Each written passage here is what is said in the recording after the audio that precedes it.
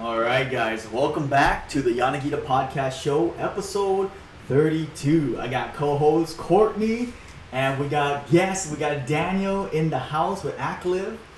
And Daniel, tell us, how did you get started in all this? Who are you, and what do you do? I don't know. I'm a simple guy. I'm born and raised in Maui, 22, and I don't know. I'm just trying to make a difference out here, positive difference at the very least. And yeah. So how did the ACTLive initially start? So I was in Oregon at the time, Okay. and I just wanted to do something, do something big. I was very bored at home, and then I just started making stuff on Photoshop. I was very based around fitness, so I immediately thought about the word or the heartbeat symbol, and then what is that? And then I thought about the word ACTLive, so I just combined it and just made the logo. So. Dang. So you were just working out, was that college or something, or? Yeah, I was doing junior college in Portland, Oregon. I went there for a year, but I came back home. Oh, got it. Yeah, but it was a good experience. Yeah. Portland, Oregon, you were in. Portland, Oregon. Wow. Yeah. And so since that time, you've been home and doing this now. Yes, but not 100% consistently. I've been on and off here and there. Life just came in the way, so. But I'm trying to be 100% now, at the very least. So. I like that. So how did you guys meet? I'm curious. Everybody's probably curious. Courtney, Daniel, how did you guys meet? How do you guys know each other? I mean, Maui's small, but we gotta know. Right. We have a lot of mutual friends. Mutual friends. And then, through mutual friends, we ended up meeting one another, and it was really like entrepreneurship that became like the basis of our friendship. And he was a really good accountability person to have on my team when I first started, my initial businesses, and even the one that I have now. Whenever I need some wisdom or encouragement, I'm like, I'm just gonna call Dan, and that's like the baseline of our friendship. But I don't know, it's been about a couple of years since we've known each other. Started in high school. We did have mutual friends, and then eventually we found common interests, and for some reason we both like business, so we just connected. That's awesome. Yeah. So before this, you guys have been keeping in touch? Yeah, actually. Oh, that's good. See, this is just meant to be. Yeah. Oh, Court, you're gonna co-host. Like, oh, okay, sweet, with Daniel. Yeah. Right on. Okay. Wow. So, what is the whole thing behind ACTLive? Because that's a unique name. Act and live. Right. Where'd that come from?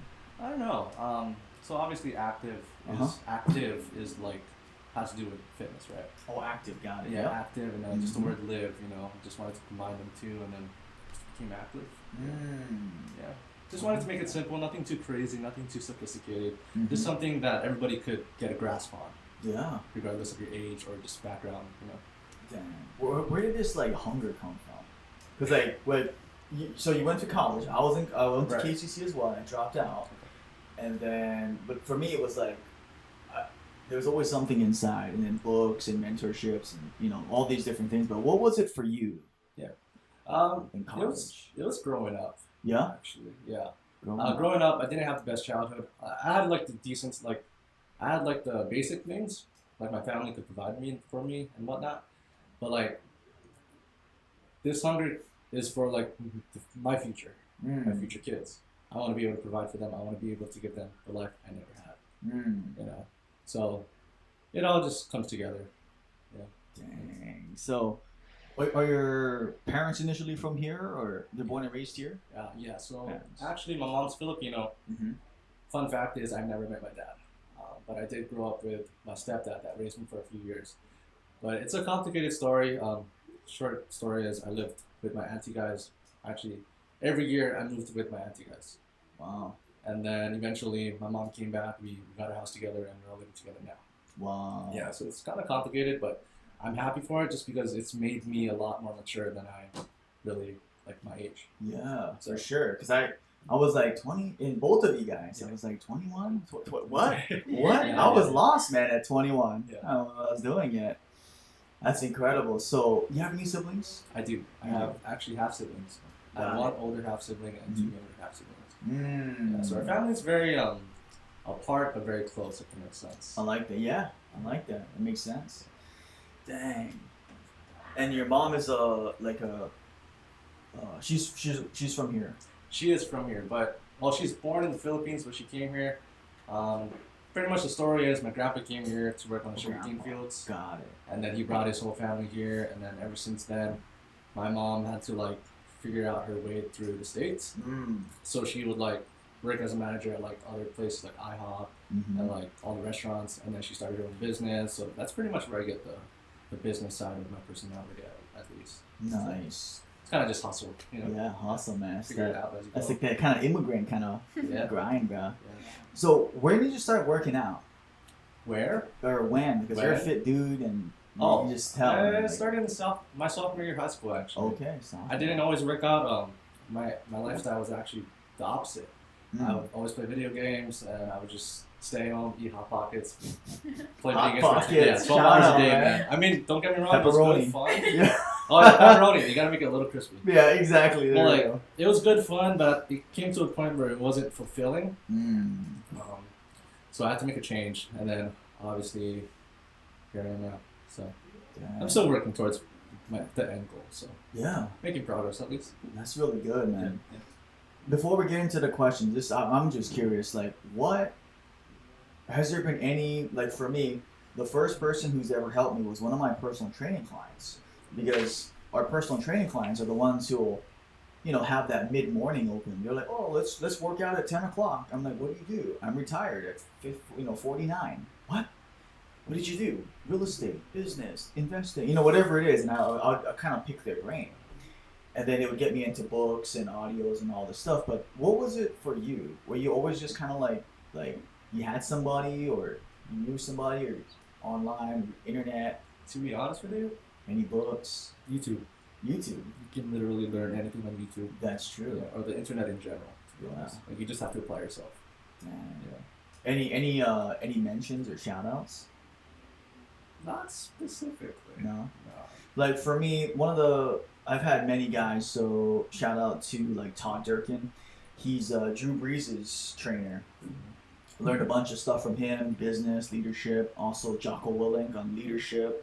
Also Grant Cardone on sales and marketing and stuff like that. And there's just so many different people that I've been fortunate to have met and learned from. And then I also learned from all of everybody here, because like Dodie, he's a senior in high school. I don't even know half the stuff on like video and editing, and so he's behind the scenes cracking up. And so shout out to Dodie, #DodieBird. Yes, that's the nickname, Dodie Bird.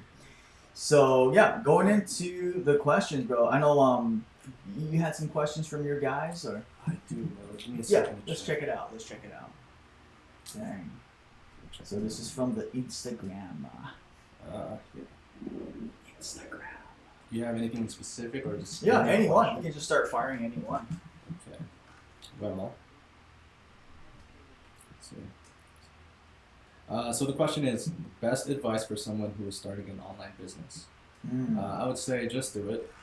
And it sounds very cliche, but there's a lot, like, you have to plan, but it comes to a point where you plan so much that you don't even do it, And I think application is like the biggest thing in any success.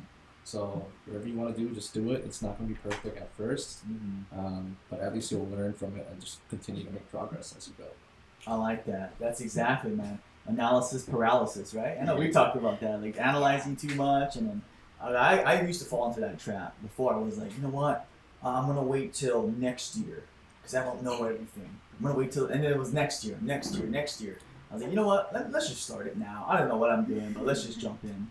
And so I agree with that advice, and I would say I'm not really sure what industry or business this is, but just finding out what problem this person is solving would be a good start. So if it's like cooking or meal prep or whatever it is, online platform, finding that need and niche, and just starting with people that already know, like, and trust you.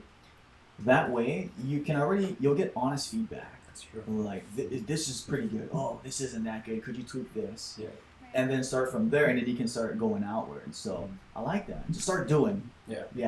Just start doing. No, yeah, I totally agree. On your first clients or your first customers are going to be your friends and family. Yeah. So definitely dig into your network, and it'll grow after that.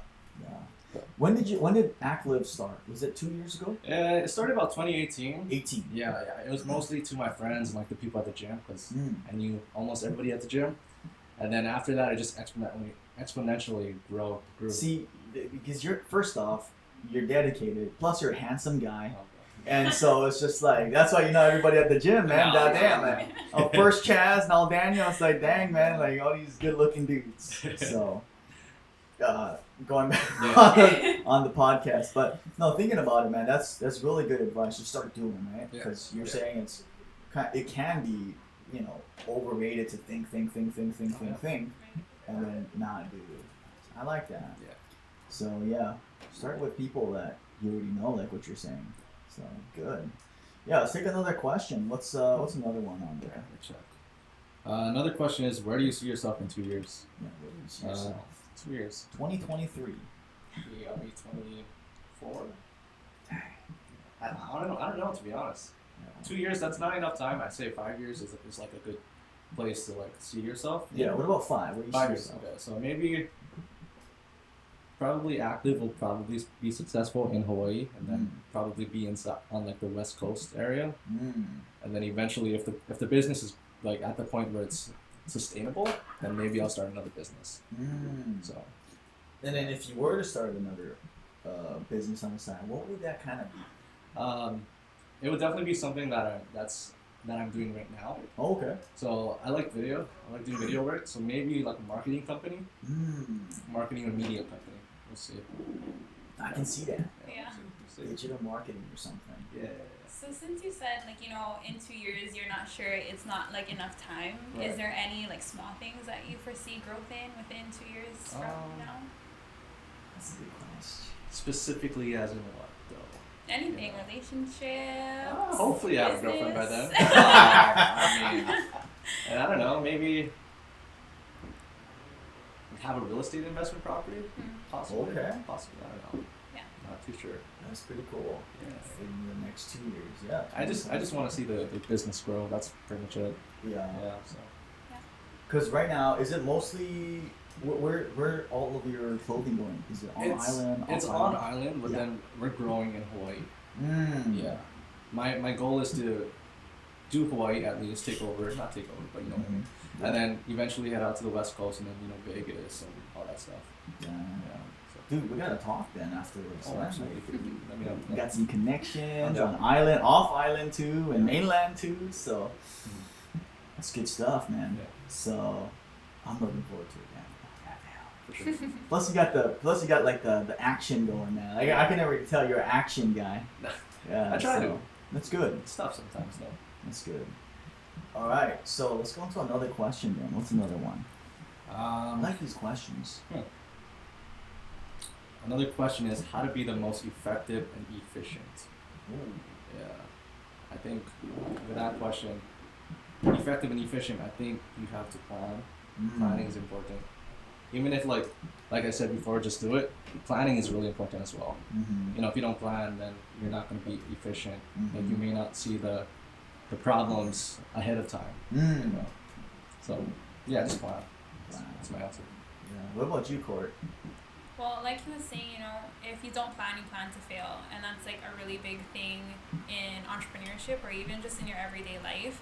And something that I've really learned from you is when you're intentional with your time becomes a lot more efficient and effective. And so putting yourself in places and in tasks that you know that you're good at, playing on your strengths, and so the time that you're using is that much more effective than if you're trying to stretch yourself thin doing 100 million things that you're not necessarily good at, and delegating those tasks out. And you know, like you always emphasize networking and having your people, that is who makes your time even that much more effective and efficient. And so playing on those things, learn a lot from you. I like that, Court. Oh my gosh. How about you? Yeah. I like that. So yeah, I agree with both what you guys said about kind of planning and having a structure out.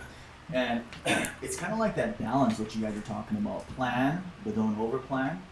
And because like what you're saying, I really like what you said about it can prevent future problems. If you think, oh, okay, well, I might have too much or too little inventory, and you know, whatever it might be.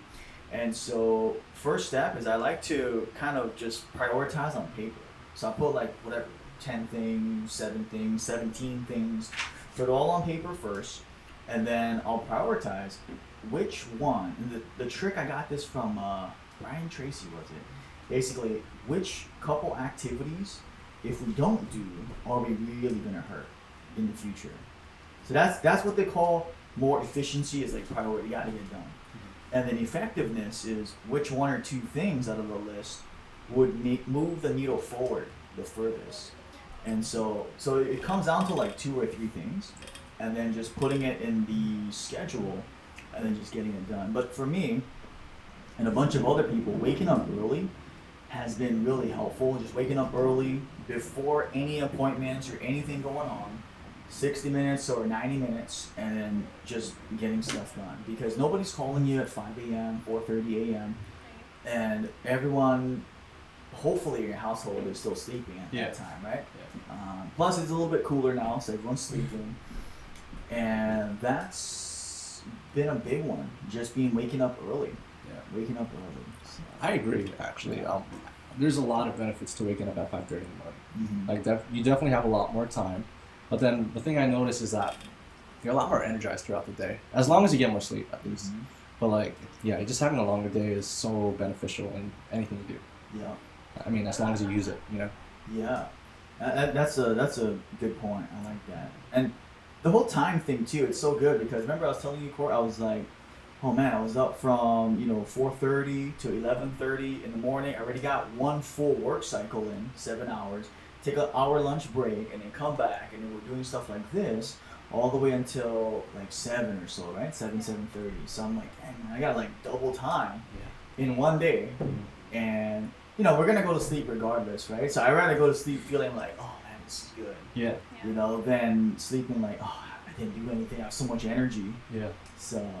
Yeah, that I like that. That helps with the priority as well too. Yeah. So, some good stuff. Mm-hmm. But going off on that, what is something that you do, Court, that gives you efficiency or effectiveness right now? So definitely waking up early. Mm-hmm. I try to start my day at like around 4:30. Mm-hmm. But for me personally, depending on what you do, depending on your religion, like that's one thing that gives you peace of mind. Because as an entrepreneur, you need that. You need to be able to hone your thoughts back in. Because when your mind is scattered all over the place, you can't work efficiently, and you don't give quality work. So that has been super helpful. And then exercise, 100%. You have to get your body moving, because when you have a healthy body, you have a healthy mind, you'll have a healthy business. And that's all, like you talk about balance. I've seen the fruits that, those practices have, borne me for my business. And I always encourage any other fellow entrepreneurs to do it because that's where the success comes from. And it's discipline. It's not always easy getting up that early, especially when you're 22. All you want to do is sleep. But it's been super beneficial. And, you just got to start doing it just like everything else. So. I like that. Working out. You guys worked out today? I did work out today. Dang. Yeah. You too? Run. All of us worked out every day. That's good, man. See, that's the habits, bro. No, I just want to add on that. Yeah. Like, working out in the morning is, like, super beneficial compared to working out at night. I just feel like. Because you kickstart your day, pretty much. Yeah. You're, like, way ahead. You're way awake, and you can just, like, focus on problems and solve problems a lot faster. So, yeah. I like that. That's a good point. Working out in the morning for that productivity. And what kind of workouts do you do? Let's stay on topic, like workouts. You do like a split routine? I do bro split or like just like a push-pull legs. Oh, okay. Yeah, push, 6 times a week. We'll see. Yeah, 5 to 6 times a week. Yeah. So for those listening, push-pull legs is basically push. So all your pushing exercises on one day, your bench, your overhead press, triceps, and then your pulling exercises on one day, your back, your chin-ups, lat pull-downs, rows. And then your squats on the third. So you do that Monday, Wednesday, Friday, or are you doing that like 3 days on? That's actually, the frequency is 2 times a week. 2 times. So you actually go to the gym 6 times. Oh, I see. So yeah. Push pull legs, rest. Yeah, but the volume is not that intense, So you only do a certain amount of exercise in sets, but you don't go to the point where you're super tired. Just so I don't know. There's some kind of rule about that. Like, the more you frequently hit the muscle, the more efficient it is. Yeah. Yeah. So. Yeah, protein synthesis. Yeah, I like that. Yeah. 2 times a week. Yeah, it's like the sweet spot. That's what we do too. Okay. Yeah, 2 times a week. Ours is some of our trainers will train lower body one day, upper body one day, and then full body one day. Right. So it's like kind of like what you're saying. The volume is kind of split, and then we'll get that 2 times a week frequency, squatting or pressing twice a week. So yeah. I mean, good. It all depends on your schedule. You know, not everybody is able to like go to the gym 6 times a week. So obviously having that like push-pull leg routine is effective, and like going to the gym for 3 days in a week. You know, so people are gonna get mad at me if I don't ask. What does that workout look like? So what does Monday look like? Monday. Let's just do the first 3 days. Yeah. So Monday, it would be like a chest day or chest and tries, shoulders. International Chest Day. Yeah, pretty much. But the thing is, I don't do the barbell bench just because I like dumbbell benching. It's a lot. I feel like it's a lot more beneficial, and it's a lot more safer too. So I do chest, shoulders, and tries, dumbbell bench, shoulder press, lateral raises, tricep pushdowns. And when you mean by lower volume, is that like 3 to 4 sets or? Yeah, I would say 3 to 4 sets, depending on what you're aiming for, hypertrophy or strength, 10 to 12 or 5 reps. You know, so it really depends on your goals. Yeah. And then what about Tuesday? That's your Tuesday is my push or pull day. Yeah, it's pull day. So back, I just do like rows, pull downs, basic stuff like that, bicep curls. Yeah. There we go, man. Yeah. Yeah, rows for the bros. And then legs is what, squats? Squats, stiff-legged deadlifts, hamstring curls. There we go, man. That's basic stuff, you know, you don't need to complicate it, to be honest. That's true. You just get stronger. Just like 3-4 exercises, right? Just bang it out and... Yeah. I like that. So what do you do for recovery? Do you just eat good? Make sure you get your sleep in? Try to get my sleep in, at least. And then also stretching and foam rolling helps a lot, definitely. Yeah, I feel like people don't think... So actually, recovery is like the most important part. So, I don't know, this is just my theory, but when you're working out, you're breaking down your muscle, right? Yes. People think you're building muscle, which you don't. You break it down so that when you recover, it can get bigger or stronger. So recovery is everything. I think, right? I'm correct? Am I correct? Okay. Because you know when you're resting, you're definitely building when you're resting and eating and sleeping. Yeah. That's true. Because when you're working out, you're just actually giving micro tears. So that's a good point. Instead of spending like 2 hours at the gym. I remember being in high school, man. Like people listening, if you guys remember the Gold's Gym, the old 808 gym, it's in Wailuku Industrial. It's shut down now and went through many owners, but I remember back then I would just believe what the magazines would say. Yeah, you know, do this, this, and this, and you know, it was like German training method. I mean, I'm sure they all work, but I was just taking it out of context. You know, 10 sets of 10 and, you know, max out. And I literally ended up doing chest and biceps like 3 days a week. So, And then, so what are your goals now, Daniel, with like working out? Working out? Yeah. So when I was in high school, hypertrophy was the goal. But now it's just getting stronger, but not too strong to the point where I'm sore all the time. And just being healthy. Because I don't know, I feel like I'm getting old. I'm only 22 years old, but like, I don't like having a sore back. I don't like having sore elbows, you know? That's a good point. So it's just mainly about health at this point. And also like working out in the morning, it benefits you and your goals throughout the day. So that's one of the good things. Yeah, so that's a good point, because the whole elbow and joints thing, I remember thinking like, just a couple of years ago, we were doing powerlifting. And I entered a meet and everything, and after the meet, my lower back and my elbows and my wrists are all messed up. I was like, wait a minute, I'm like 23 years old with messed up wrists, and this is not good. Like, I'm starting to have like arthritis kind of symptoms. I'm like, ooh. Yeah. And so I agree, man. Just kind of like keeping the strength, but just health-wise. Staying healthy. Because like when you're powerlifting, the risk of like getting hurt is insane, you know? And like, it comes to a point, this is my personal opinion, it comes to a point where it's just, is it worth it? Yeah. Like, oh yeah, I can squat this much, but I'm all messed up now. Yeah. You know. But to each his own, because I know people like that. Right. Same here. Yeah. Got a lot of friends too. Yeah. And I guess what you're saying about goals, because for me, I stopped powerlifting after I pulled my back, and I gave myself sciatica. I was deadlifting. I was supposed to only do a single at 495, and then I went for a double. Cause I was like, oh, I'm feeling good. That second rep, halfway up, pop, and couldn't move for like 10 minutes. And people were freaking out, like, dude, what happened to you? It was just right down. And I remember one of my coaches was like, dude, what happened? I heard a pop. I was like, I can't move. It was all numb. And the next like 2 weeks, it was just torture. I mean, if anybody pulled their back, they know that feeling, chiropractor and all this stuff. And after that, I was like, is it really worth it? You know, lifting like more than that? Or, you know, after that, I was like, I'm just gonna go slow and, you know, whatever, time under tension instead. Yeah. So I agree, man. That's good. And people curious, how long is your workout? I would say an hour to an hour and a half. Hour and a half. If it's an hour and a half, I'm doing cardio for 20 minutes. I see. So mainly an hour. Oh, yeah, that's good. What's your preferred cardio? Stairmaster. Stairmaster. There you go. To be honest with you, I hate running. My joints are terrible. I can't run. Stairmaster, right? Just you know, some low intensity stuff. That's good. I like HIIT here and there, but too much is not good. Yeah, that's true. Because you're already squatting twice a week. Yeah. That's a good point. Is there something that you like to do, Court? I know you like run or you do other stuff. Or... I can't pay attention for a very long period of time, especially when it comes to exercise. So when I was on Oahu, when I first moved there, I'd go to F45 in that's fun. Hawaii Kai. Actually, I went to Kahala a couple times. Oh. The one that Shane owns. Oh, yeah. Wait, so you knew... Wait, shout out. So Shane, he was on a previous podcast 3 episodes ago. And so, wait, go back to Shane. So you knew him before, or you didn't know him? No, I never knew who owned the facility, but my friend and I would go because we didn't like, you know, are you going to run for an hour or lifting? And it's fun, you know, because you were in a group setting and they're super safe now, even within like the COVID restrictions.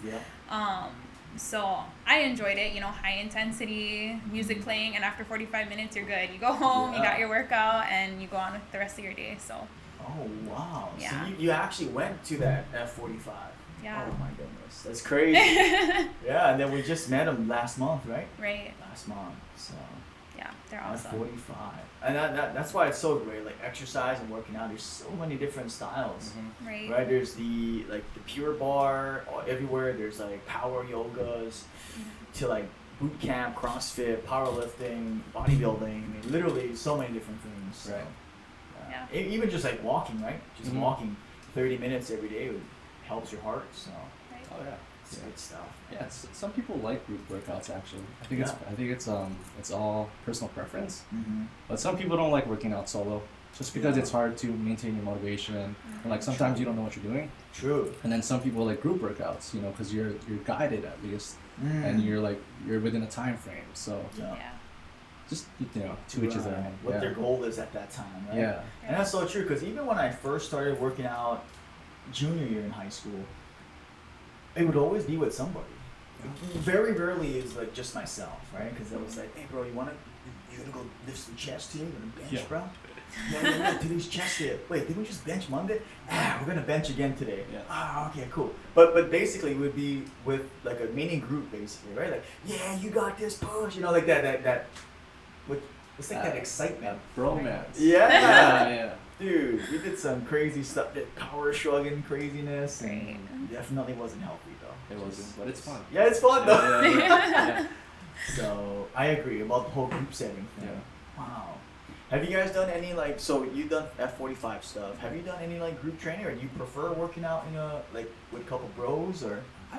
I like working out with the bros because you know you just vibe well together. But like I've done bros that like working out. Let's do a shout out. There's too many. There's too many. Yeah. Where do you normally work out? Which gym? I currently work out at Powerhouse, but I work out alone. Powerhouse gym in Kihei. Oh, in Kihei. Yeah. You live out there? No, I don't actually. Oh. But that's the only gym that has free weights on the island. That's close to me at least. Right.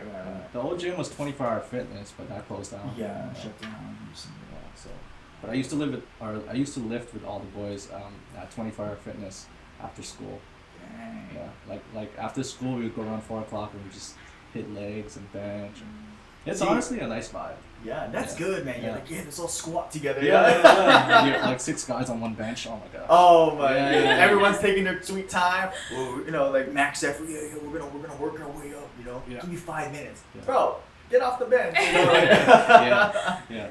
I feel you. But I remember when we did a growth split too in high school college, Fridays were always like arm day.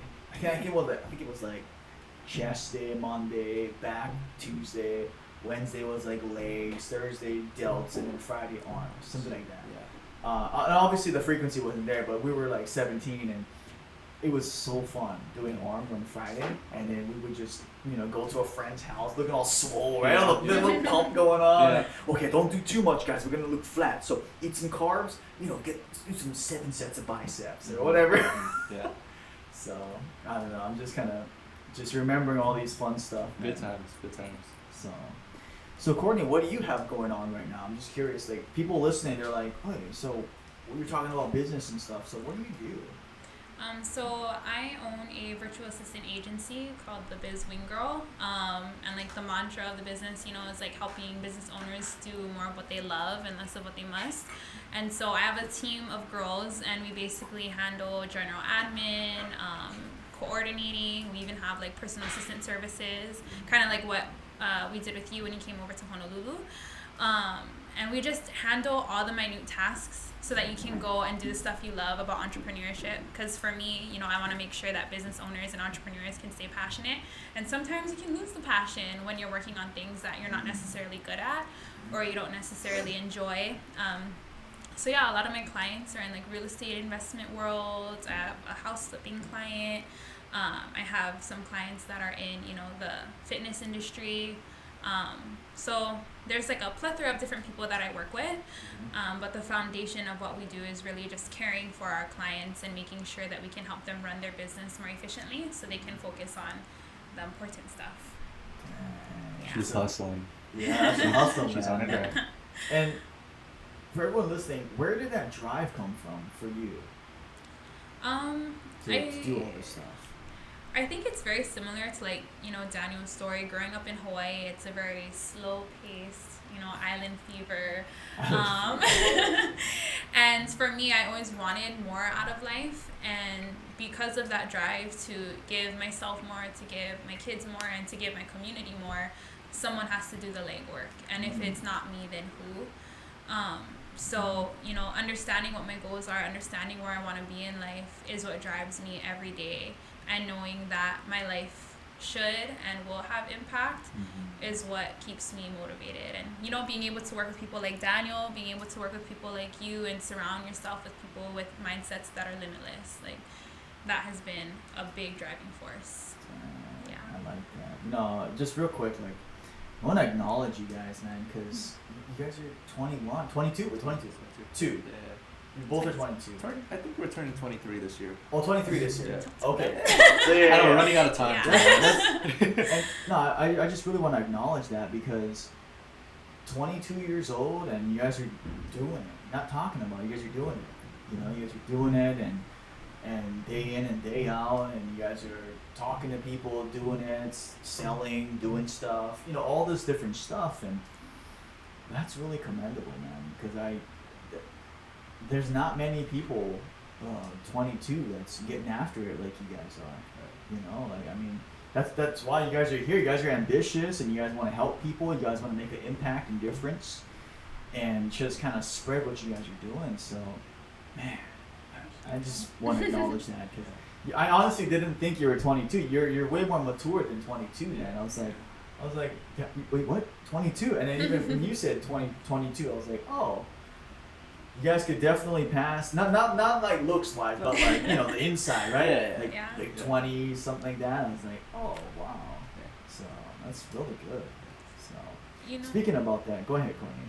Well, for, your business, like, what advice do you think, like one really important piece of advice that you can give to us? Because, you've grown your business to be successful and you've networked very well with other people. What has been the key to your success within these past few years of growing Yanagida Fitness? Whoa, there's a lot. So I guess off the cuff, we'll go with the one that's like blasting in the face is just taking care of people. Because there's a lot of people that has been with us from day one, who's been a supporter of what we do from 2015, 14, 15 even. And that was basically 6 years ago. I was probably 22. I was 22, and I had my first couple guys come in, and I remember thinking like, wow, like, you know, I gotta take care of these people, and they're still here to this day, and they'll bring people in, they'll refer, they love you, they support, and they're like the little, it's like the little army of fighting sickness in the gym. Besides that, the next one would be having a team, because I remember thinking to myself that I had to do it all myself before. Like I'd wake up super early and then, you know, do everything. I remember doing the bookkeeping, the taxes, really just everything. And I remember I actually collapsed and had anxiety attacks and almost went to the ER that night. And I was like, no, I don't want to go to the ER because I don't want to make news for, hey, you know, a trainer, you know, going to the ER for whatever. So taking care of the people and really just taking care of the team too, I think probably the two biggest thing. And because everybody here is like a big family, man. Doty's like a little brother figure, right? He's 17 and he's learning, adapting, and everybody here and all of our trainers and all of our members from day one. So I'm just really thankful. I think having that gratitude and humility is huge, right? So I think that's it. Humility and gratitude. Awesome. Can I ask you a question? Of course. Does it bring you fulfillment? It's Yes. for the audience. Just so Yeah. So fulfillment is, especially because there's gonna be times, right, where everyone's in the grind. Like especially during COVID, we're all worried. Oh, we're gonna keep the lights on. Are we gonna pay rent? Right. Even during all of that, when we still hear people, like let's just say get off of medications because of their eating healthy, losing weight, and we get the phone call of people crying. You know what, Judge? I finally got off my medication. You know, unbelievable. I was on it for 19 years, and now me and my husband, we don't need medication anymore. We don't need to take insulin and, you know, jab it in. And when we hear those stories, if it doesn't, whatever industry, whatever you're doing with people, if that doesn't bring like a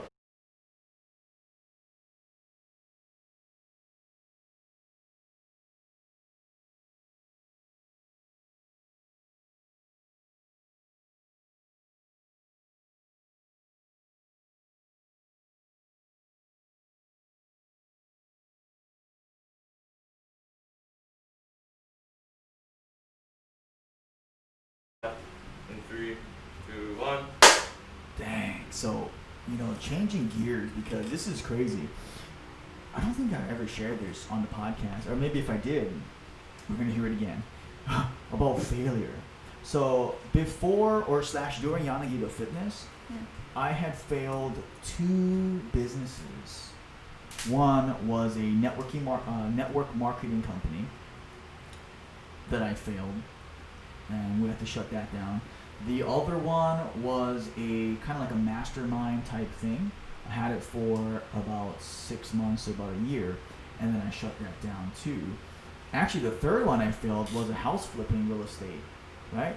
And it was crazy because this was 2016. I remember like looking at house, no money down stuff, and I almost got into legal trouble because I didn't know what I was doing.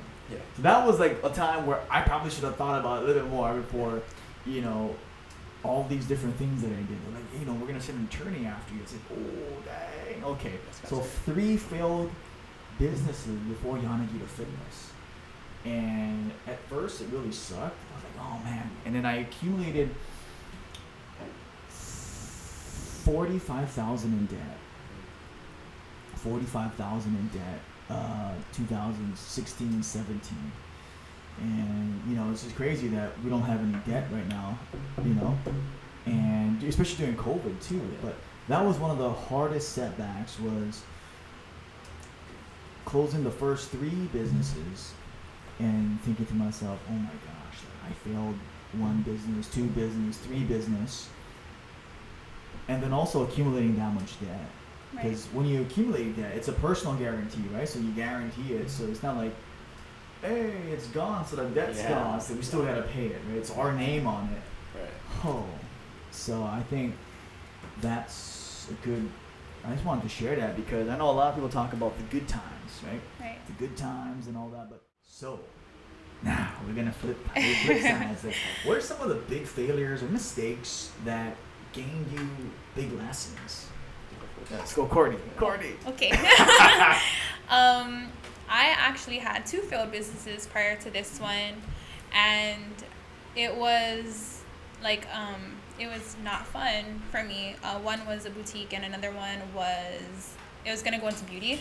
And what I had to realize was, for a second, I felt, okay, I am not built for entrepreneurship. I am terrible at this, and it was so weird because I don't think anyone highlights their failures enough.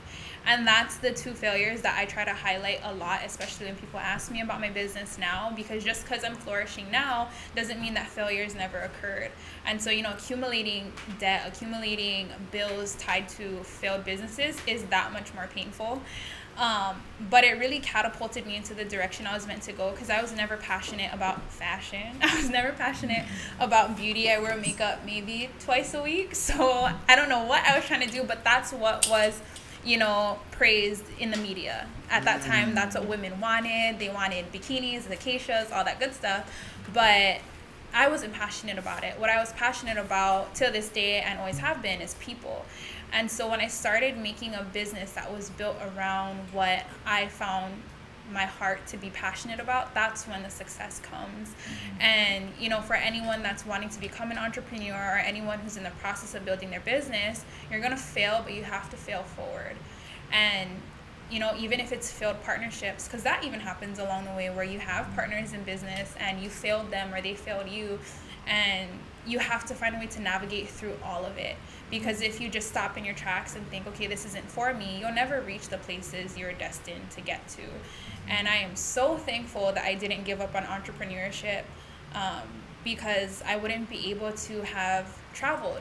I wouldn't have been able to be with my parents during holidays or my family. I wouldn't even be able to be here. I'd be, stuck at my 9-to-5 job as a medical assistant. But now I get to be around people that I love. I get to do what I love for a living and encourage people day in and day out. And it was my failures that really, guided my hand to where I am today. So, failures has to be a part of your conversation when you're talking about your business, not just the accolades or the accomplishments, because that's a part of you, and learning to be okay with it, learning to be comfortable with it and share it. You're going to encourage someone that may have failed. And failures can be a big testimony when you're trying to encourage someone to keep moving forward. So, yeah. I like that. I like that too, Corey, because it's like, I think we talked about this maybe sometime last month in Oahu or a phone call about the whole working thing, right?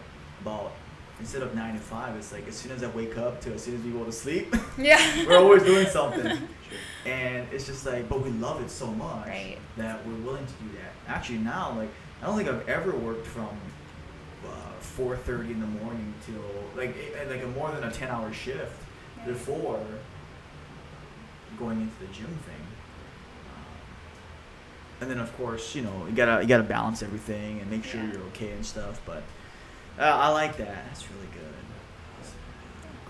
Growth, muscle failures. Yeah. What about you, Daniel? I don't know. I think failures are a good thing, actually. And not only talking about business, but like I'm not great at school. I get bad grades just because I'm a little lazy here and there. But like school isn't for me, and like I'm still trying to make it through. But even then, for some people, school it's not for everybody, But the weird thing is, I'm good at things I love. Actually, and it sounds very cliche, but when you enjoy doing things, you're a lot better at it. Just because when you're passionate about it, you're persistent. You push through the obstacles. Failures, it's a good thing. I like that.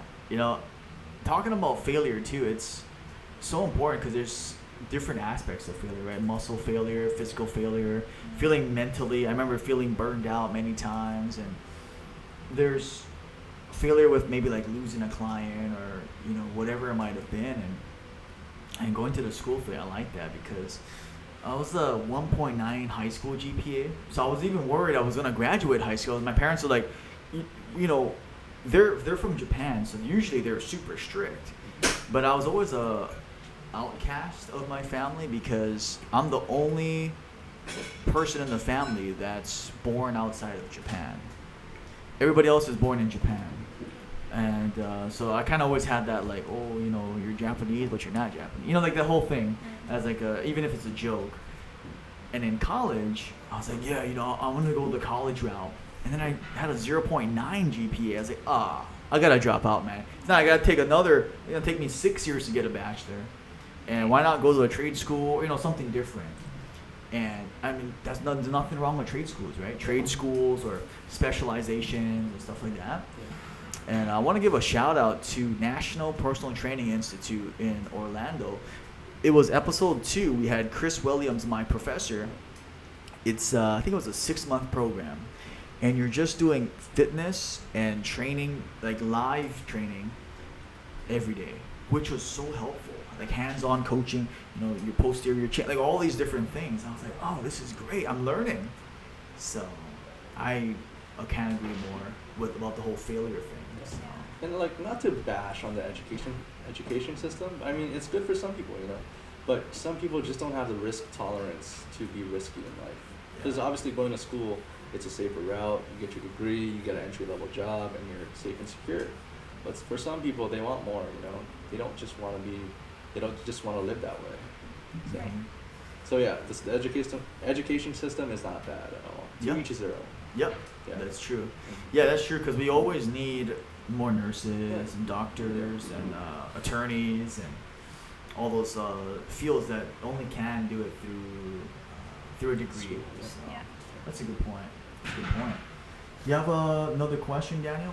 We'll wrap it up. 2 more. These questions aren't that interesting. Not interesting? Yeah. Who sent them? Who sent them? The last question I have is, what is a limiting belief you have for yourself, and have grown you out of that mindset? Huh. So one limiting belief for me is that I can be very introverted at times, but when I need to be extroverted, I will be.